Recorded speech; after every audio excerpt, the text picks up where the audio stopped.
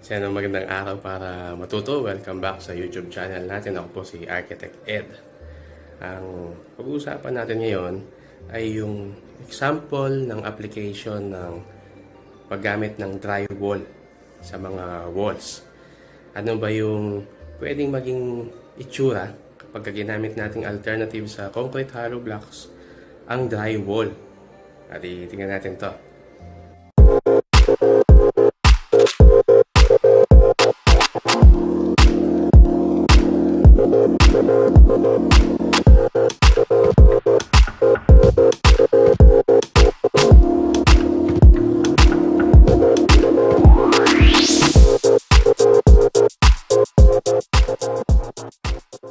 Kapag pupunta tayo sa isang lugar, maganda rin tingnan natin kung ano ba yung ginamit nila doon sa kanilang mga structure.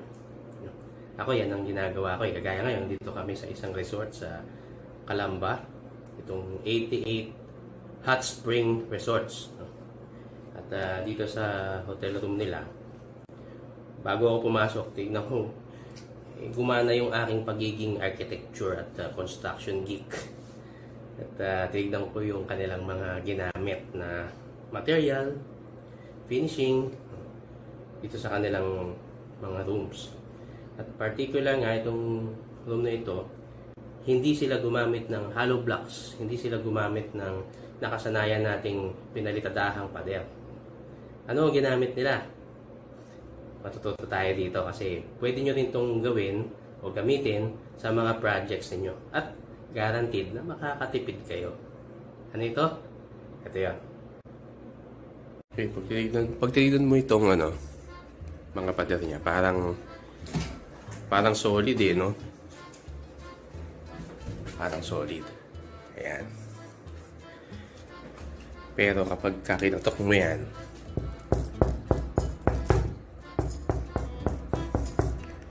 board siya. Board. Yan. Ito rin. Board yan. Lahat yan. At itong wall ng banyo. Board.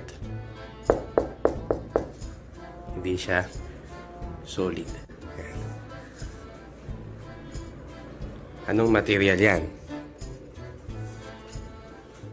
Ito yung tinatawag natin na light gauge metal frame yung ginamit na framing dito. Tapos yung ginamit na pader, yung pangdingding, yung board. Ito ay, ang tingin ko dito ay either gypsum or fiber cement. Yan. Kaya pwede rin siyang gamitin na pang inner walls. At tingnan pa natin mamaya dun sa loob ng CR. Tingnan mo. Ito yung toilet. Naka-tiles siya, di ba? From floor to ceiling. Tingnan mo tong niya.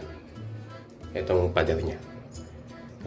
Akala mo solid yan, pero malalaman mo kung ano material yung ginamit sa wall kapag kinatok mo itong wall. Tingnan mo pakinggan mo. Hindi siya solid.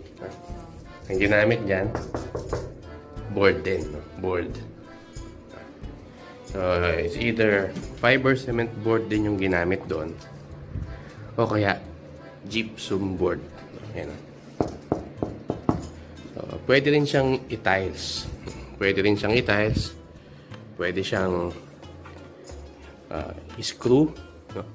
Kaya itong TV, nakamount yung TV doon sa board. So, maraming pwedeng gawin. No? Kung ano yung nagagawa natin sa solid na wall, pwede rin gawin dito sa light gauge metal frame na drywall using hardiplex o yung tatawag natin na hardiplex o yung fiber cement board o kaya gypsum board. Yan. Tingnan naman natin ngayon yung external walls, yung sa labas. At akala mo kahoy pero pag nilapitan mo yan, makikita mo ang totoo. Yan yung haspe o grain ng kahoy, pero pag tinignan mo sa malapitan, kinatok mo, hindi siya kahoy. Ano siya? Steel. bakal yan. Lata. Makikita mo na lata yan kasi may rivets yan. Ginamitan siya ng rivets.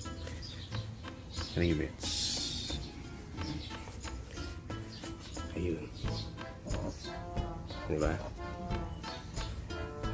Lata siya. Pero mukhang kahoy.